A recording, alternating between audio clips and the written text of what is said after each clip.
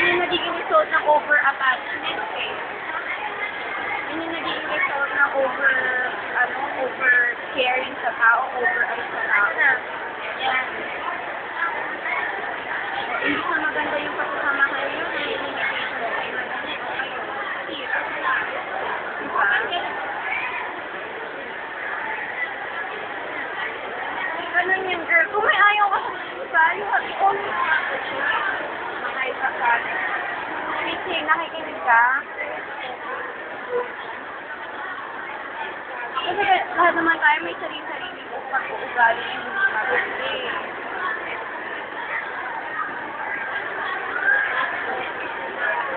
We're just there to understand at hindi maging katulad ng tao.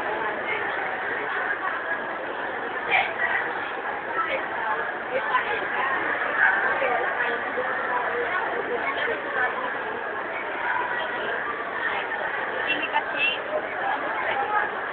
Ay nako, si Harry ha. Nako, alam ko lingero yun ha. Sige, sabihin mo sa kanila. Censored na ba yung kay Harry? Tignan lang natin, magagawa natin maayos. Kung mga silang dalawa papunta, hindi na init ang ulo ko sa kanilang dalawa.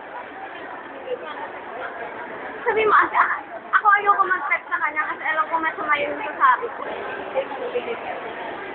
Commercial naman, Coke.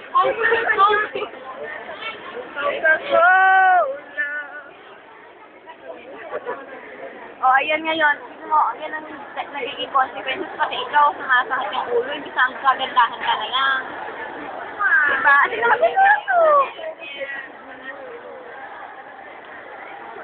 O kaya, ngayon na nga, alam mo naman palang ganun ang ugali ng tao. Dapat kasi maging observer nga kayo. Tama naman.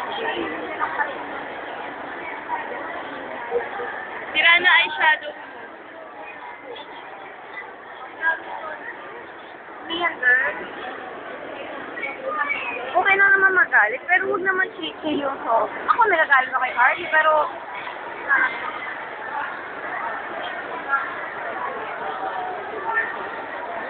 o, tingnan mo yan. Over empathy mo. Sobrang sympathy. Nangyari. Napasantot.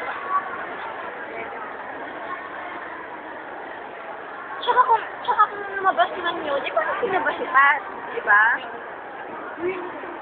Sabagay, yun na nga lang. Di bali kung ikaw yun ang eh, hindi kasi marunong din atang kumilos yung tao ng di bali kung palaban. Eh, hindi mo naman po pwedeng i-rescue yung alam mo. Ako or ako, di ba? Kasi hindi na ako pwede yung ganun eh. Yun na lang, hindi ba?